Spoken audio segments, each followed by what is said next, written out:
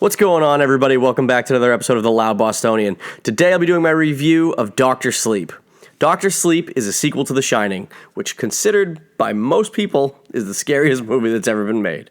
I don't know if that still holds true today necessarily. There's been a lot of great horror movies, but for decades, The Shining and I'd say The Exorcist were like 1 and 2 for the greatest scary movies you could see. I love The Shining, but I fucking love Dr. Sleep.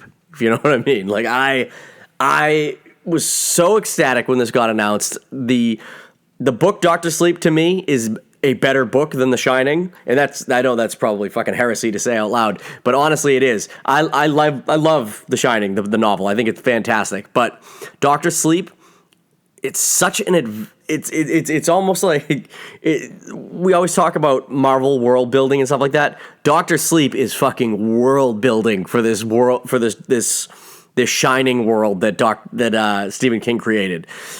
Obviously, The Shining is a direct reference to Danny Torrance's abilities, but a lot of people don't even, I'd say casual fans of horror movies probably don't even pick up that The Shining is in reference to the abilities that Danny has and not necessarily just a cool title for a scary movie. But for those of you who have read the book and have, obviously read Dr. Sleep, this movie, I don't want to say it's a superhero movie because it's not a superhero movie, but it departs from the realm of horror, and it's got some scary shit in it. I'm not going to say it's not a horror movie either, but it departs from the realm of horror to become kind of more of a science fiction not fantasy, but science fiction-y kind of story, and it really resonated with me well, and that's why I was so ecstatic when they announced that Dr. Sleep was being made, and that Ewan McGregor was attached to play the main character of Danny Torrance.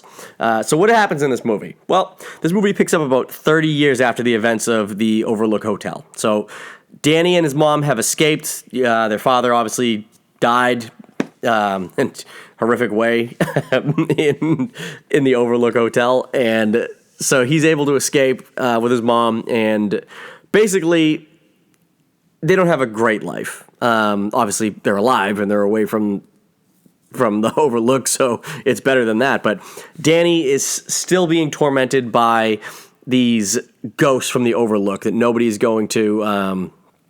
They just are so attracted to his shine that they come and find him all the way in Florida, and he needs to figure a way to deal with this.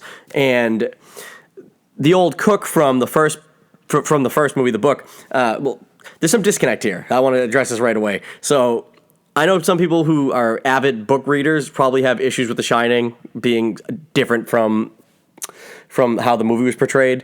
Same thing happens here in Dr. Sleep. But I feel that Dr. Sleep is a very close adaptation to the source material with some choices made by the director and writers to take the story in a little bit, some different directions, but not necessarily directions that the story couldn't have gone, So in the book, the cook doesn't die, and so he comes and visits Danny, and he finds out that the creatures from the Overlook are still tormenting him and still after him, and he's having real issues. He's not talking again like he hasn't in a while, and the cook teaches him that the next time that these things come for you, they want the shine, you can slam it right back in their face. He basically teaches Danny to trap these ghouls in his mind, and they have no way of ever escaping. So it's pretty friggin' cool. And this also happens in the movie, obviously. This movie has a little bit different take on it because the cook dies in the movie.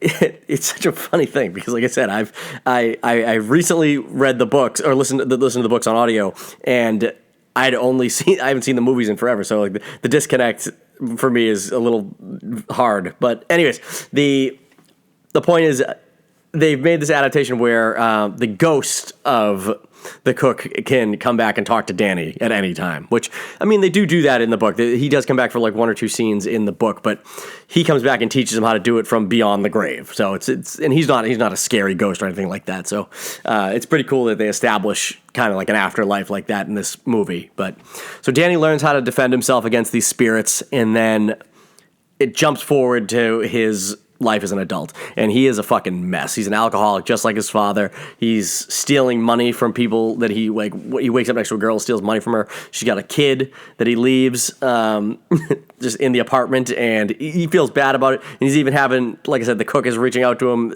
and telling him, "Don't take the money, Doc. Don't take the money," and like all the stuff. And he just does, and it's horrible. And basically, it's rock bottom for Danny. He hits rock bottom, and he needs to change, so he hops on a bus and just goes north.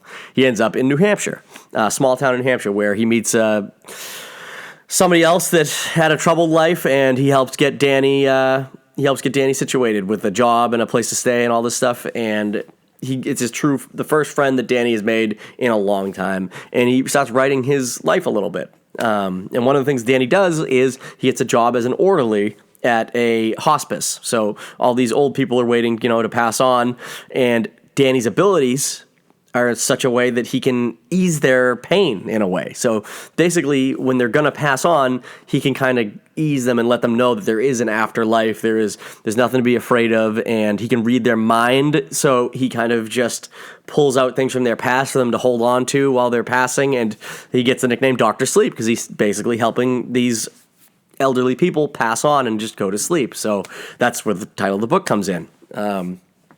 And this is where the movie really, really picks up, because, that alone's a really good story, and honestly one that you could imagine Stephen King actually have just written. It just been the nice life of Danny Torrance as Dr. Sleep, helping these people pass on. But no, it does take a dark turn, and you find out about these disgusting, disgusting people called the True Knot. I can't even call them people, because they are basically spirit vampires, I suppose is a good like to call them that. They are these people who roam the country searching for children who have the shining, and they murder them and steal their shine. So similar to what the spirits at the Overlook wanted to do, the True Knot are physical beings that travel the country doing this. And they are led by a character named Rose the Hat, who is terrifying. She is a superb villain, and she's portrayed by, I can't remember the actress's name, but she is like the blonde love interest in the last two Mission Impossible movies, the British actress. God damn it, I wish I remembered her name. Very poor research on my channel. Anyways, so she is searching the country, killing children and stealing their shine. And I got to tell you, there's a scene in this movie, guys, and obviously I'm kind of giving you an overview here, but it's going to be slight spoilers because it's a great movie, and I just want to talk about it. So that's what's going to happen here. But anyways, so there's a really disturbing scene where they kidnap a little boy after a baseball game. And even in the book, this was a very disturbing scene, but seeing it on the screen and hearing the boy's reactions to the events that are happening to him were really fucked up, and it made me very uneasy. So they kidnap this boy, and they drag him out of this van, and they just tie him down, and they just start cutting into him with a knife. And as they cut into him, they say that pain purifies the steam, they call it, which is basically the shine. And as he starts having the steam leak from him, they absorb it, and it's just fucking gross, man. It was truly disturbing. He was screaming and crying and saying, "He won't tell, let me go," and all this. It was a horrible scene, really shook me. And it really drives home how horrible these villains are and what they need to do. There's another character in this movie, and her name is Abra, and she basically is the Danny equivalent from from The Shining, where she is the most powerful shine that anyone has seen in a long time. And while this boy is being tortured, she mentally projects herself to see the True Knot doing this, and she has to get herself out of there quickly. And in doing so, she's able to reach out to Danny, who she can sense is nearby her too. And she starts writing him messages on the board, this blackboard that is in his room, like mentally, and they just start developing this relationship, and he knows that he's been told by the old cook that he's going to come a time where he needs to show somebody all the lessons that were taught to him by the cook and all that stuff. So this is exactly that opportunity, and the True Knot, the Rose the Hat, gets a sense that girl was watching and that she has a massive shine. So her whole thing is she wants to hunt this girl down because it could be enough of a shine to keep her group alive for years. And so that's the plot of the movie, is basically the True Knot is hunting this girl as Danny is preparing her to be able to, to defend themselves against the True Knot. And it's really a great story. And like I said, there's a lot of emotion there. There's a lot of, good character development and good interactions between Ewan McGregor and this girl who, he's never met anyone who shines like him. So, like him as in like such a big shine, but this girl even elapses his. And there's some really cool visual effects scenes, but especially between the girl and Rose the Hat, because they're both so powerful with their, mental abilities that seeing her and the girl specifically, and I love this, again, another reason I love the book and I love the character of Abra, her ability to like turn Rose the Hat in such a way that she can't believe that this girl is as powerful as she is, and just these cool little visual things they do. Some pretty sweet mental stuff that you've never seen laid out in movies before. Jumping into people's minds and like trapping them there, and all this really cool stuff. But then this is where the movie kind of veers off from the book in a way. Danny goes back to the Overlook, which in the book the Overlook's been gone because it's exploded at the end of The Shining, and Rose's people happen to live on a campground on the grounds of the Overlook. So that's kind of where the book splits off in a way. Danny decides he needs to go back there because that place is so powerful spirit-wise that it's the only place that they'll be able to defend themselves against Rose the Hat when she comes, and she's got all these minions. And there's a great shootout scene where they take out all the minions, and the True Knot, when they die, man, they die in a really fucked up way. They call it cycling, and it's where their body, basically like the flesh and everything on it, just starts like pulsing, like fading in and out quickly, and they're just like skeleton husks. It's gross until they just basically become steam themselves, and then the True Knot are savages, so they even eat up all the steam of their dead fallen comrades. So it's pretty cool, but it was a really good story, and the only negative thing I have to say about it, it's not even a negative critique at all, because it fits the movie, and I get why they would make that choice, is in the book, Danny survives at the end, and actually all of Danny's friends survive, all the Abra's family survives. No one aside from people that the True Knot have taken out along the way really get hurt.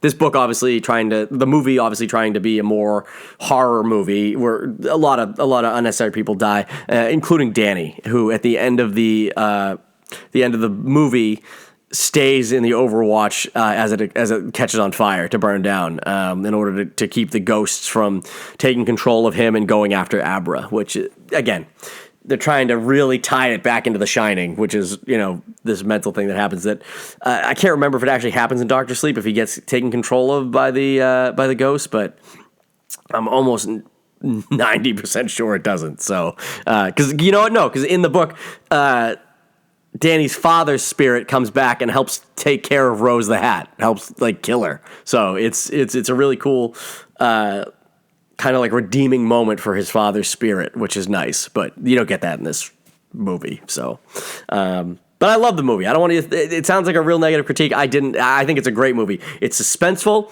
It's got some truly, like I said, unsettling moments. It's got some good scares in there that'll pop out at you, and it's got a lot of heart. It's a really good movie. I have it in the same vein as like It Chapter 1, where there are scary parts, but the rest of the movie is so good and the characters are so good that you don't even care about the scares because you just want to see how the story develops. You know what I mean? So I love this movie, guys. I recommend everybody run out and see it.